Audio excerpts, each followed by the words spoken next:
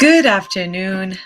My name is Berak Hussain. I'm the International Student Counsellor at the Health and Counseling Services at Carleton University. Thank you so much for joining us this afternoon for the second part of our series of mindfulness stress release with today's topic of burning out.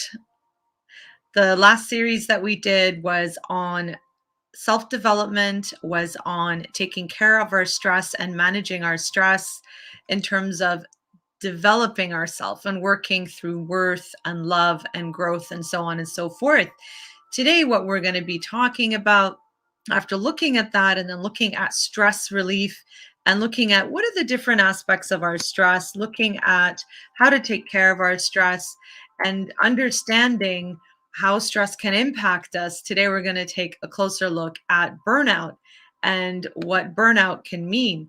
And as soon as you hear the word burnout, you immediately have perhaps this image of perhaps the a candle burning at both ends. I don't know. Whenever I hear the word burnout, that's what I usually see, the imagery in my head when it comes to that. And that tends to be because of exactly that we are burning the candle at both ends, trying to meet the demands of what everybody wants from us, what everybody expects of us, and also in terms of trying to just survive, right? So it can be quite challenging to deal with burnout, especially with the expectations put upon us perhaps by others, but also the expectations that we put upon ourselves, upon us. So today, let's jump right into it. I'm going to be sharing a screen as well. And please tell me, those of you who are watching, how does it sound like? It's going to be interactive as I ask questions. So it's not just going to be me who's going to be talking the entire time. So those who are watching, just let me know what the sound is like as we begin our session today on burnout. All right, let's get started.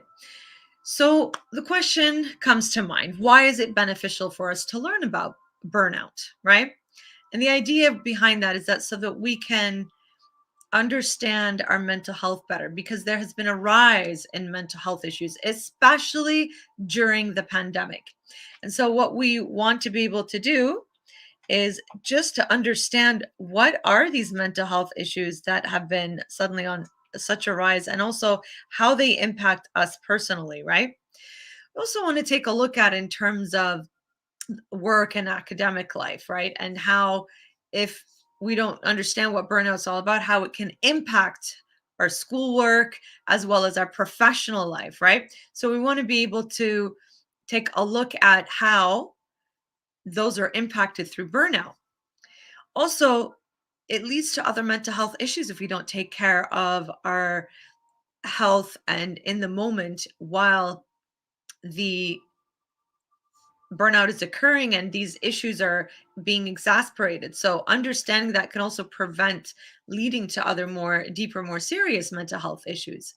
And of course, understanding burnout is part of the prevention, right? Because we know that prevention is better than the cure.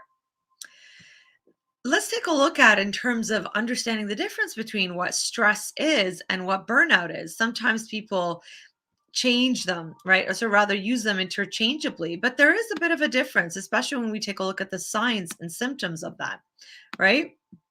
So stress is characterized by over engagement. So you're overly anxious, you're overly involved and stretching yourself thin, right? Burnout can be the opposite of that in terms of you pulling yourself back. You're characterized by disengagement. Also, when we look at stress, is our emotions are overreactive. Whereas with burnout, emotions are blunted. We're not really feeling or experiencing anything. Stress can produce that urgency, that hyperactivity, whereas burnout is that feeling of helplessness and hopelessness. Stress is lots of energy. Again, the opposite, lots of motivation, ideals, and hope when it comes to burnout. Stress can lead to potential anxiety disorders, whereas when we look at burning out, it leads to detachment and depression. There's also a lot of primary damage that is physical when it comes to stress. When it comes to burnout, it's mostly emotional. Also, stress can really impact your health to the point where it could potentially lead to premature death. And we've seen that, right? And what happens with burnout is that it may make life look as though it's not worth living. So if we go a little bit further here, now that we understand the difference, and you can see that with stress, what happens physiologically with stress, as we spoke about in our last session, it has to do with the fight or flight response, right? And there's the release of the stress hormones in the body, adrenaline and cortisol. So what happens is that these hormones have several important physiological effects, right? What they do is they increase the heart rate, they increase the breathing rate of respiration, they increase the muscle tension, increase blood pressure, and they increase the secretion of insulin, right?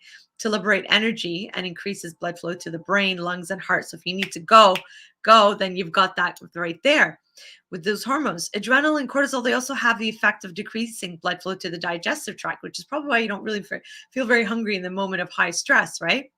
And during that chronic stress, as we know, immune function decreases, right? Which leaves the body more vulnerable to infection. So this is what happens to the body when we are dealing with stress, when we're dealing with burnout. Essentially what it is, it's a psychological term, okay? Let's repeat that again. That essentially what it is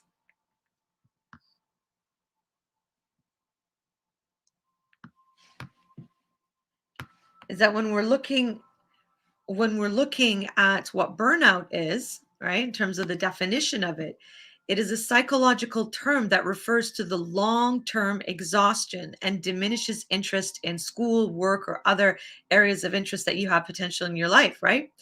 And so we have this inventory called the Maslach Burnout Inventory, Maslach, pardon me, and it uses a three-dimensional description of exhaustion, cynicism, and efficacy. And if you notice, this already looks at the difference between what stress is and burnout. Like we said, stress has to do with that over engagement, right? And burnout is that disengagement, the lack of interest and motivation. And so we know the antithesis of burnout, right, is that engagement factor. And it's characterized by what? Energy, involvement, efficacy, the opposites of what the Maslach Burnout Inventory uses. So if we go a little bit further here, we want to look at how can we recognize when we are experiencing burnout, right? And it's really important to recognize these early signs. So early signs, so just like when we took a look at before in terms of what stress symptoms are, they're somewhat similar, but these are mostly related to the emotional aspect, right? Whereas we said stress is mostly around the physical, and there's still a lot of mental behavioral symptoms as well. But when we take a look at the burnout aspect, right, we're looking at loss of motivation. We're looking at continual lack of energy, complete boredom, right? Inability to concentrate, perhaps getting continuous low grades. There's that detachment of interest, whether it's work, activities, or anything related to that. And lowered immunity to disease, which is again connected to that stress, right? So as we see here, these are signs that early on that indicate to us like, hey, there's something going on here. We need to be aware. We need to listen to our bodies. We need to listen to our behavior. We need to listen to what we are interested in and what we are not interested in, right? Because again, our bodies, our brains have significant notifications, a whole system inside with our nervous system, right? Sending signals back and forth through the nerves, through the spinal cord to the brain. And then these then go back and forth, sending signals to our body that, hey, something is off, something is not right. And we need to listen to that. Otherwise, then we're going to crash and really burn, right? So these are early signals of burnout that I believe can give us a really good indication that you could be aware of before things get really worse. So let's take a look here in terms of what student burnout could potentially look like, right? The idea here is that you're constantly exhausted. But then again, you could argue and say, well, most students feel that way anyways, right? But essentially, it's not just students. Anybody could experience this. And I'll be very honest, I am open about this. I myself have experienced burnout in my line of work as a therapist. And I remember I didn't know what was going on at the time until my own therapist actually said, sounds like you're dealing with fatigue, compassion, and burnout from the workplace. And because this line of work is very much about giving and providing. And as caregivers and healthcare providers, we forget to also fill up our own empty tank, right? And so feeling constantly exhausted, perhaps not feeling motivated, whether it's school, whether it's your own personal work, or whether it's engagement or lack of engagement, rather, in activities in scouts, let's say, or a sports team that you're a part of, or even a hobby that you were once excited about, right? If you find yourself just not motivated for that. And it does sound similar to um, perhaps depression, but not quite. It's not depression, but it can certainly fall into that, right? And fall down the line of that if you don't take care of yourself properly. You're constantly frustrated, right? Your grades are suffering, perhaps, and you're struggling to pay attention to the topics at hand, the topics, or perhaps even just what is being said with your friends and connecting to people around you, right? And you feel disengaged, like we're saying, from your friends and your colleagues. So this is a pretty common thing that happens, and sometimes people are just not aware. How about you? Have you experienced this before? Have you felt a little bit of burnout? Some of these signs and symptoms, whether you're a student or a young adult. While you're doing that, I'm going to take a sip from this mug that I absolutely love that I got a few years back, where it says, my counseling has taught me that, what did it say? Counseling has taught me that it's not my fault. So it's a cute little counseling mug. So what are your thoughts on that? Have you found yourself perhaps experiencing some of these signs?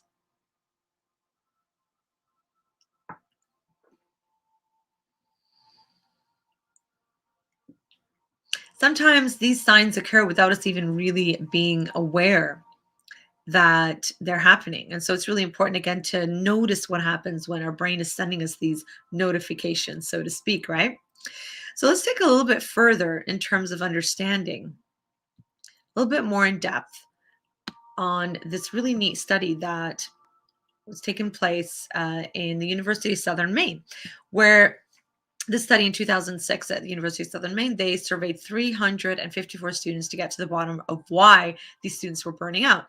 And what was really interesting, the findings that they discovered. So 5% of the students reported mental or physical issues. About 13% attributed their burnout to a lack of personal motivation. A quarter said that outside influences were a major cause. So, for example, family troubles, financial issues, time management struggles, and this is all caused perhaps by part time jobs.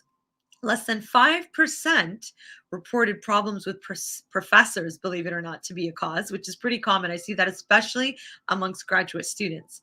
And the most prevalent cause by far was assignment overload. So, especially this time of year when students, after midterms, are heading into the second round of midterms, heading into exams, there's a lot of work and assignments that is happening during this time, that half of the students who reported feeling burnt out cited that their overbearing, overtaxing course load was the main cause of the problem. So, figuring out what's causing you to experience feelings of burnout is crucial in order to solve the problem and prevent it from happening later on, especially in your professional lives.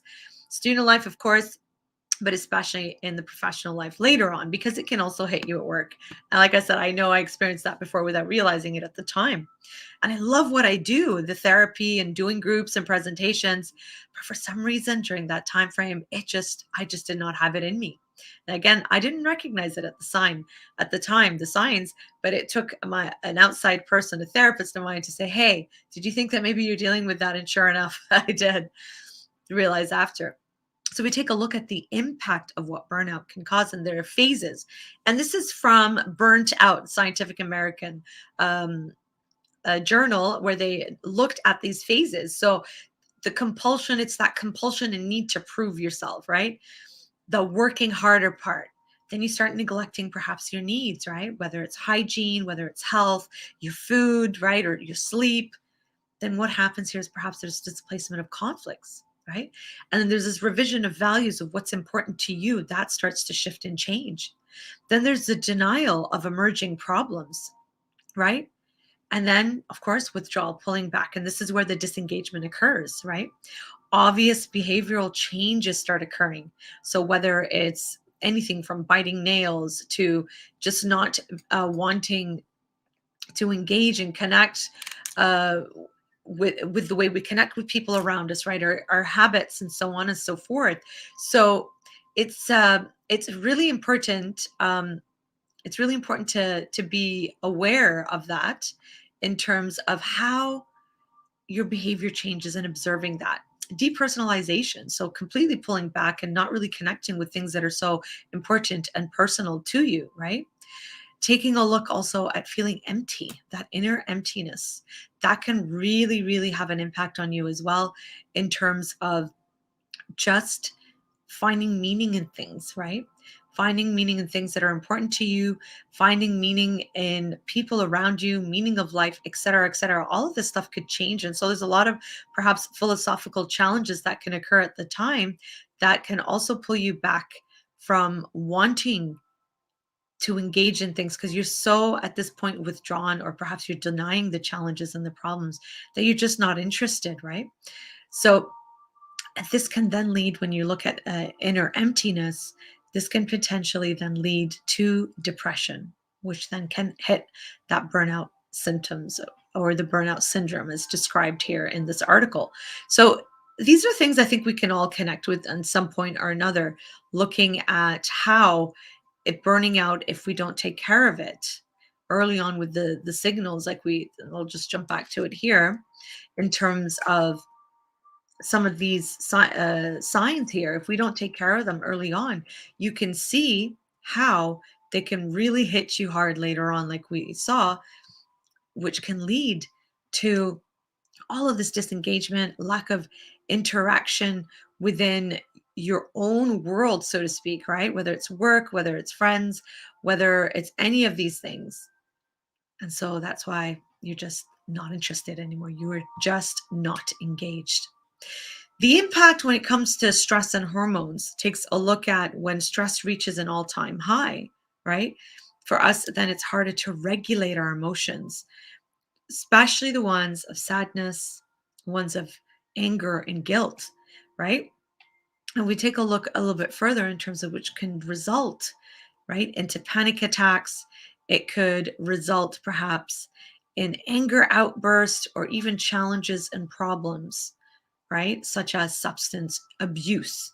So we want to be really cognizant and aware that these kind of challenges, all right, can lead to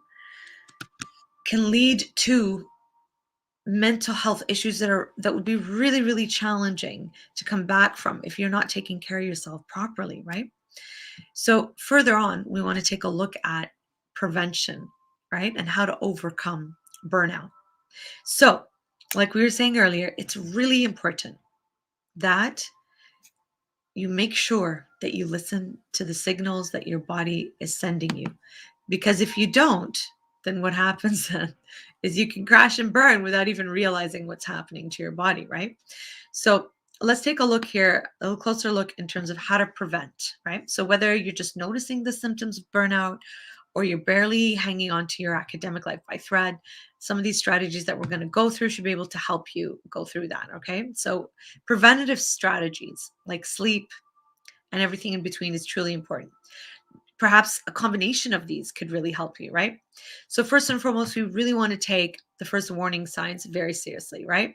Recognizing the early signs of burnout and to anticipate things that cause your stress is the first step, okay? And this is just sorry, rather like what we talked about before when it came to taking a look at how to understand what your own stress symptoms are, right? Because if you can recognize that ahead of time in terms of what your stress symptoms are, then it's all about that preventative matter afterwards, right? So if we continue on here, when we take a look at how sometimes students are so busy with schoolwork and assignments that you may not even acknowledge or take the time or action to the warning signs because you feel like perhaps it's a sign of weakness, right? And then this couldn't be further from the truth because by stepping in early, you're going to give yourself a chance to do better, right? Than you do under the stress and fatigue, right? So if you feel like you might be on the road to burnout, then don't take these signals lightly. Take them seriously so that you can absolutely manage it in a preventative manner. Number two, learning how to say no. This is really important. Why? Because young, ambitious people are allergic to the word no, right? We accept any challenge or the opportunities that come our way because we want to be able to impress our peers and our supervisors. And by juggling all sorts of these responsibilities and so on and so forth. But then what happens is that perhaps then you are just overwhelming yourself with so much, right? So taking on more work will give you the illusion of being productive, illusion and talented, right? But there are hidden costs. Sometimes you'll have less time to think, reflect, grow, and learn. And if we don't draw the line, of burnout is absolutely inevitable. So Seneca, the Stoic philosopher, hit the spot almost 2,000 years ago when he said, no person hands out their money to passerby. But how many of us, okay, how many do each of us hand out our lives? We are tight fisted with property and money, yet think too little of wasting time, the one thing about which we should all be the toughest misers. Interesting. Time, right? So, number three, sleep, because your sanity absolutely depends upon it, right? So we know, for example, the academic culture, perhaps new mothers, new parents, right? It tends to glorify that all nighter, especially students, right? Those 12-hour study sessions where you're bleary eyed, and you're clinging to that caffeine and Red Bull, and you're just cranking through those term papers or, trying to just cram for that final. This is all a badge of honor. I know I've experienced that too. And being sleep deprived on the edge, unfortunately, of hysteria. So we don't glorify the student who got 7 or 8 hours of sleep, right? The night before and still earned a high grade. Rather than that student who pulled the all-nighter, right? So there's one key difference between these two types of students. One is that one is definitely going to lead on the path of burnout. The other is not because they're managing their time in a healthier way. So sleep, okay, or how little of it we need has become a symbol almost of our strength and our prowess, right? Ariana Huffington said, but there's practically no element of our life that is not improved by getting adequate sleep. And then there's no element of life that's not diminished by a lack of sleep. So true. So sacrificing sleep, right, might give you the illusion of productivity. But honestly, and also in my experience and what I've seen from students, performing academically better is when you traded in that few hours of proper sleep, because what happens in sleep, right, is that the brain cells are actually going to imprint and the knowledge that the information that you put in, right, it's going to come inside here and permeate inside. And this is where cell regeneration occurs. It's during your sleep, right? So memory improves with sleep as well. So, the chair of the National Sleep Foundation Scientific Advisory Council, Mark Hishkowitz, suggests that people ages 18 to 25, so that's prime post secondary school education, should get between 7 and 9 hours of sleep each night, right? And if you're having trouble getting to bed on time, there's also a lot of things that you can do. We spoke about that in the previous session on stress management. It's all about getting the proper sleep, getting rid of caffeine, perhaps even using melatonin, making sure you have darkness in your room and sounds, even using earplugs to help get a good night's sleep. Those are all recommended. I definitely use sleeping pills when I'm traveling in jet lag. I find that helps a lot. But melatonin, sleepy herbal teas, those are really great. And if it's too much, then you can get actual prescription pills from a doctor. So the expression, don't bite off more than what you can chew. What does that mean? Well, when we were with students, you thought it was always better to have too much work than not enough, right? Truthfully, though, you find that you need an actual balance. And it is all about that good balance, right? Whether it's your personal life, family, work, school, it's got to be a balance in there. If you throw too many factors in there, it can really impact you, right? So a good rule to follow is be willing to challenge yourself. However, think very carefully before committing to long-term obligations that are going to stretch your resources thin. Because remember, what happens in stress is that there's not enough resources to meet the demand. Hence, that perception is going to be with that stress.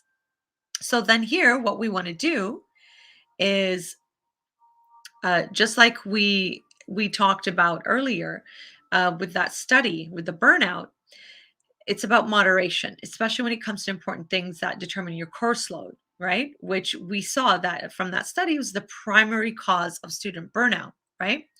So here, a student actually, or a writer about this study explained in the commentary that the study, some of the comments rather from the studies, that you need to be extremely vigilant about your course selection. So these are advisors telling students choosing your courses is the most important, potentially dangerous activity you perform as a student, because while you're at it, you don't want to forget about your extracurricular activities.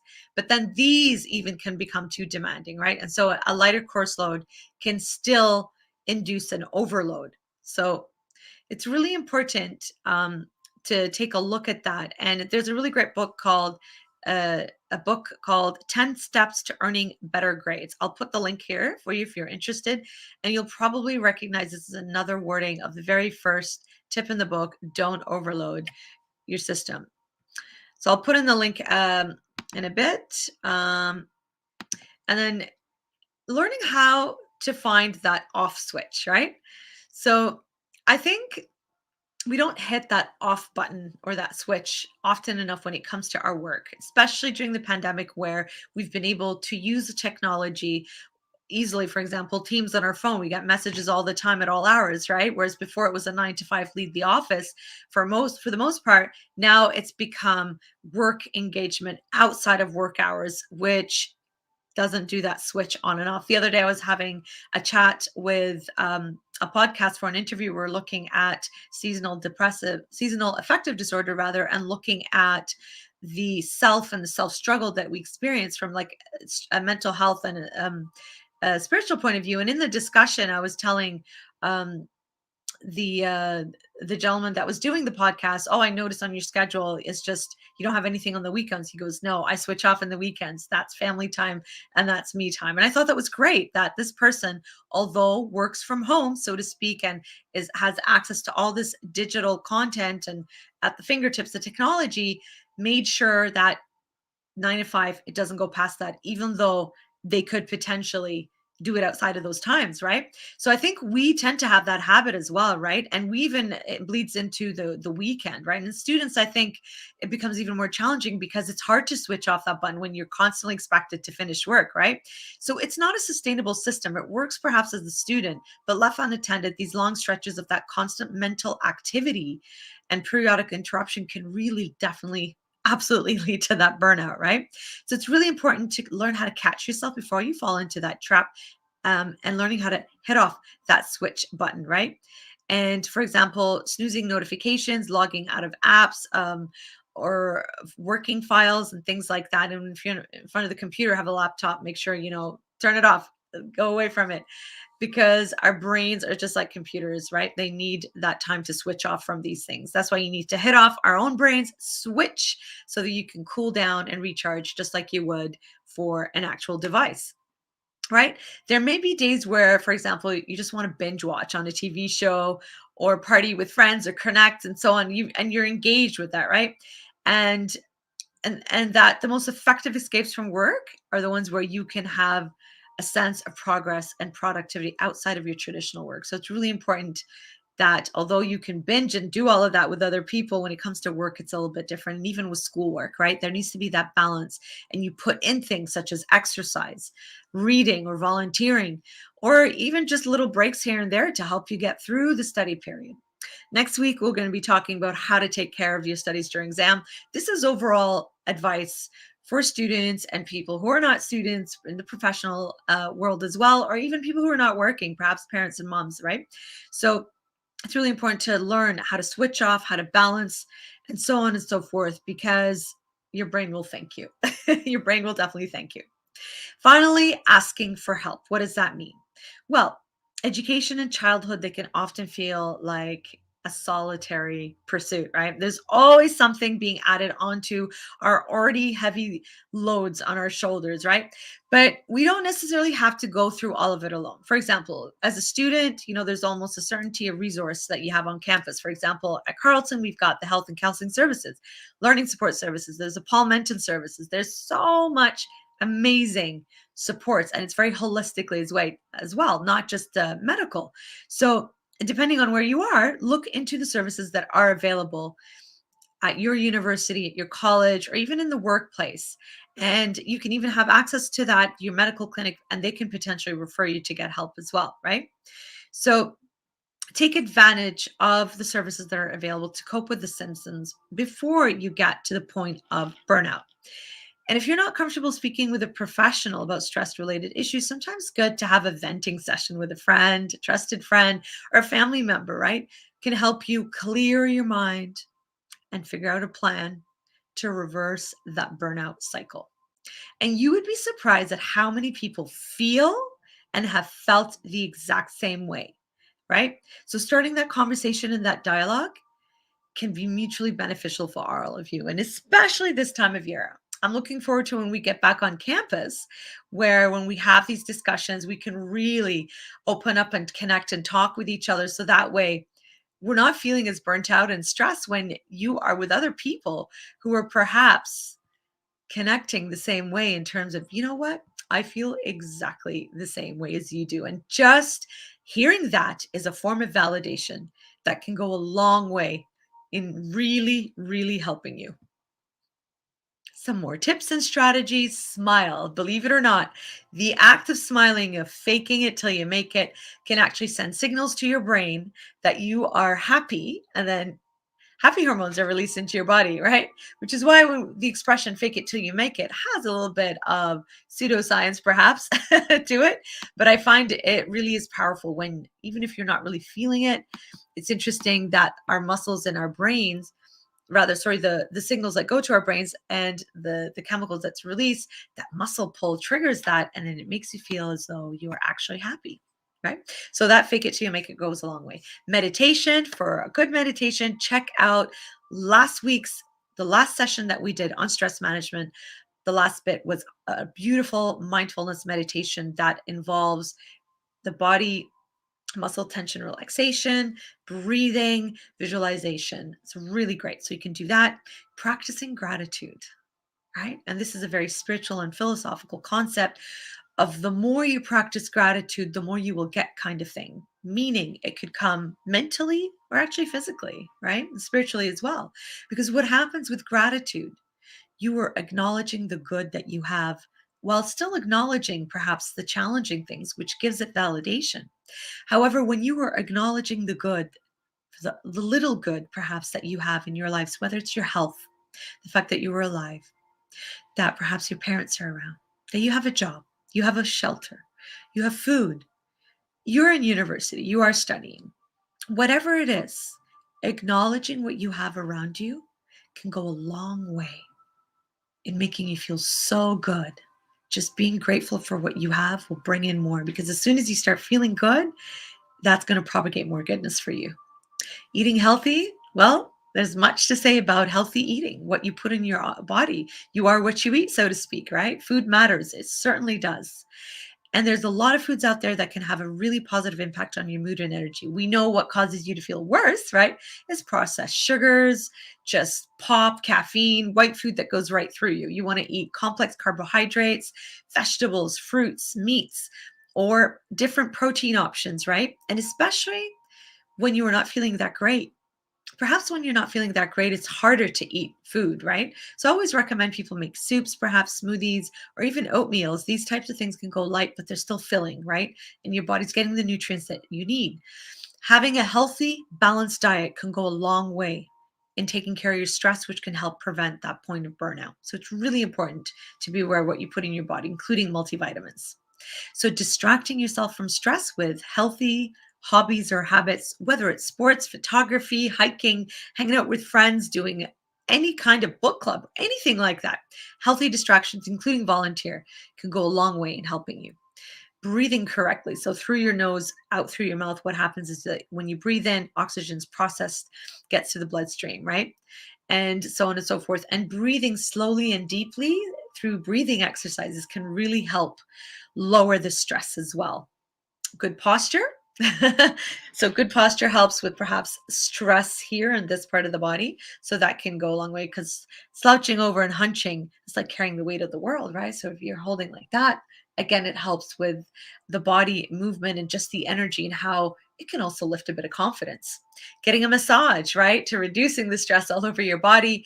And also the power of touch, which is something we also talked about before, is that when you hold somebody or hug them for more than 20 seconds, oxytocin, the love hormone, is released into the system, which is why you feel so wonderful after a hug. And of course, massage, probably going to be more than 20 seconds, can also potentially release the same hormones. Surround yourself with happy people, people who are not toxic, people who don't take away, rather give to you, right? And fill you up and just help you feel so rejuvenated, right? People who are toxic. And sometimes I know it's challenging, because sometimes those same toxic people could be your own family and friends, perhaps your professors, teacher, classmates, even coworkers. So it's really important to recognize and understand that when you are dealing with people who take away from your energy, who deplete you from your energy and your goodness, what happens here is that that can also lead to burnout, because then perhaps you just don't have the energy to deal with them and connect with them anymore. So having that awareness can really help by setting those boundaries around you.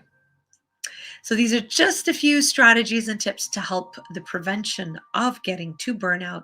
And if you are feeling that burnout, what we were talking about, ask for help, please. For students at Carleton University, you can absolutely come talk to one of the counselors, myself included, at the Health and Counseling Services. This is our phone number as well as our website. And students, international students, you can contact the International Student Service Office. They've got great activities for you guys, and they can also connect you with me. There's also the Center for Student Academic Support, also known as the Learning Support Services. They are wonderful to help you to get back on track. They do one-on-one study skills sessions, so they can help you look at how to focus. And a lot of people come to us for that, and I refer them to this great service on campus. So looking at how to focus, how to concentrate on your studies, perhaps looking at how to manage your time, et cetera, et cetera. Great resources that we have on campus. For those of you who are looking to talk to somebody off campus, there's a few numbers you can always connect with. And I always tell people, check out Nasiha. You can check them out as a phone, a distress call center. So all of these are available resources if you're struggling. If you're not a student at Carleton University, highly recommend to use those supports as well. So I just wanted to thank the usage of the information that we had on our presentation today. I'll go back here also to the contact information for any Carleton students who'd like to speak to a counselor, especially this time of year. So as we wrap up our presentation today, just want to put it out there. If anybody has any questions or comments or concerns, any scenarios when it comes to your own burnout or feeling burnout, and perhaps any questions that you'd like, you can always contact me. You can send me a message through our Carleton Wellness page or my own personal page. And if you'd like to email me, you can email me at Berak, BERAK.HUSSAIN @carleton.ca. So if there are no questions, anybody who has questions, we kind of went through this one pretty quickly today. All right. So like I said, anybody have any questions, please don't hesitate to contact us. And stay tuned for next week, same time, 2:30 p.m. Eastern time. We'll be doing our final part of the stressfulness, I forgot the title of the series. Mindfulness Stress Release series. Next week, we're going to be talking about preparing for your final exams and how to deal with stress for exams. So stay tuned for next week. If you have any comments or questions, don't hesitate to write them in the comment or email me or message me, and I'll be more than happy to speak with you. And for those of you who are Carleton students, don't hesitate to come to the clinic or call the clinic and set up a session, whether with myself or with my other colleagues. Will be more than happy to support and help you out. Well, thank you very much. Stay blessed. Until next time, peace be with you. Take care. Bye.